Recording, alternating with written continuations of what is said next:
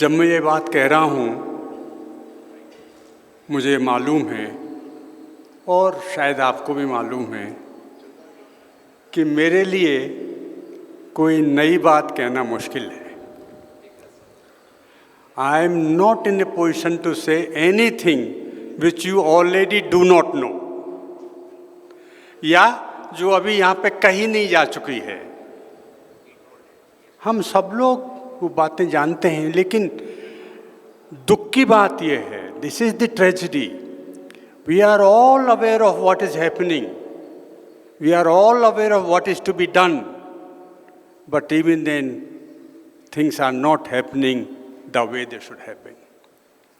तो therefore only the purpose served by people like us speaking once again, कि हमें एक बार फिर से ये मालूम होता है कि हाँ, इस तरह की सोच रखने वाले हम अकेले नहीं हैं, और भी हैं, हम सब मिल सकते हैं और मिल के आगे काम कर सकते हैं।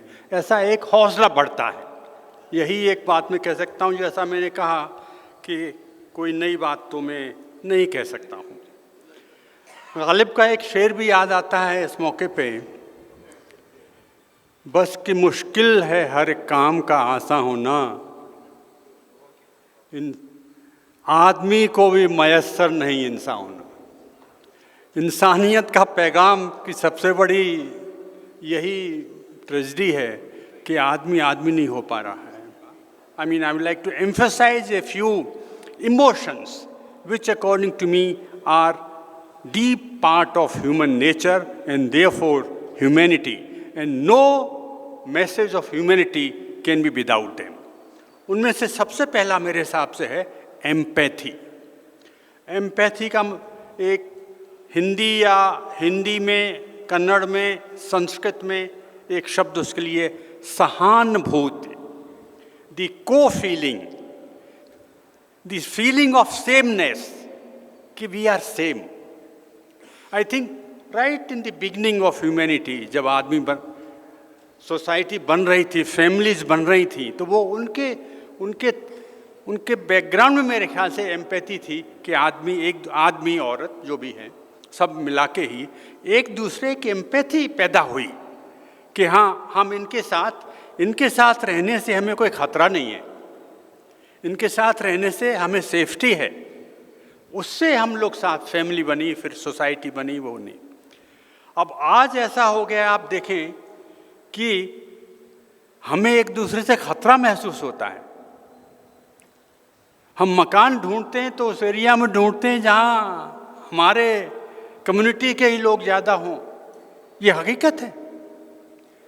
लोग मकान देने को तैयार नहीं है, लेने को तैयार नहीं है। तो ये एम्पैथी जो है, उसको हमें वापस लाना है, और तभी जो है हम एक दूसरे से मोहब्बत या दोस्ती कर सकते हैं। अगर वो एम्पैथी नहीं है तो बहुत मुश्किल होगा। मैं समझता हूँ कि बात हमें समझ लेनी चाहिए। बढ़ावा हमको देना है कि हमारा, जैसा हमारे एक फिलोसोफर हुए हैं या रिफॉर्मिस्ट भी कहते हैं, Jiddu Krishnamurti, he used to talk about unconditional love. Unconditional love, किसी वजह से नहीं, just we feel love for others. ये सूरत होनी चाहिए। अगर ऐसी सूरत होगी तो certainly there will be peace and harmony in society. हम सब लोग जानते हैं कि हमारे सबके दिल में एक सोता है मोहब्बत का, लेकिन हम उसको बहने नहीं देते। थोड़ा बहुत बहने देते हैं, फिर रोक लेते हैं। अगर उसको हम बेधड़क बहने दें तो वही बन के एक बड़ी नदी बन जाएगा, एक समुद्र बन जाएगा, और जिसमें कि हम सब शामिल हो जाएंगे। तो ये चीज़ें जो हैं, अगर जब तक नहीं होंगी, एम्पैथी मैंने कहा, कोऑपरेशन मैंने कहा, लव जैसे मैंने कहा, ये चीज़ें जब तक नहीं होंगी, तब तक हम एक पीसफुल सोसाइटी और खुशहाल सोसाइटी का सपना हमारा पूरा नहीं हो सकता है। ये हमको समझ लेना चाहिए कि हमारे पास कोई चारा नहीं है, कोई दूसरा चारा नहीं है। ये हमको पहले समझ लेना चाहिए। एक और बात जो हम सब लोग जानते हैं, महसूस करते हैं, हर रोज़ उसको एक्सपीरियंस करते हैं, फिर भी भूल जाते हैं। वो है हमारी इंटरकनेक्टेडनेस एंड इंटरडिपेंडेंस। हम लोग प्रैक्टिकली, आप देखिए हम कितने एक दूसरे पे इंटरडिपेंडेंट हैं। कोई काम हो क्या अकेले कर सकते हैं क्या? अरे आप एक डोसा बनाना चाहें तो उसमें देखिए आप हम कितने इंटरकनेक्टेड हैं और कितने इंटरडिपेंडेंट हैं। किसने क्या बनाया?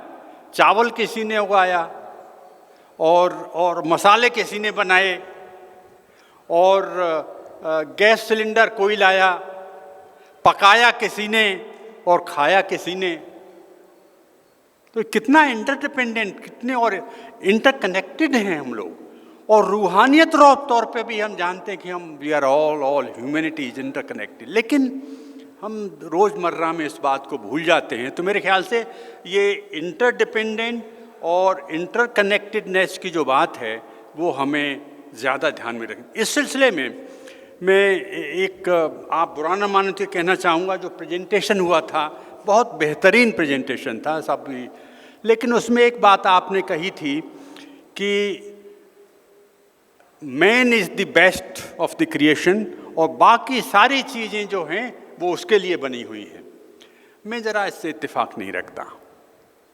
मैं कह सकता हूँ कि एक बेहतरीन नमूना है ह्यूमैनिटी, मैन नेचर का, लेकिन बाकी अगर हम ये स्टैंड लेते हैं कि बाकी सब चीज़ें हमारे लिए बनी हुई हैं, तो then it will be unbridled materialism, जैसा कि हमने कहा unbridled consumerism, unbridled exploitation of natural resources, जो कि हो रहा है, और जिससे कि क्लाइमेट चेंज की बात जो उठ रही है वो इसीलिए उठ रही है कि हम ये समझते हैं कि सारी चीज़ें हमारे लिए बनी हैं, हर चीज़ हमारे लिए। ऐसा नहीं है, हम भी नेचर के पार्ट हैं, ये होना चाहिए।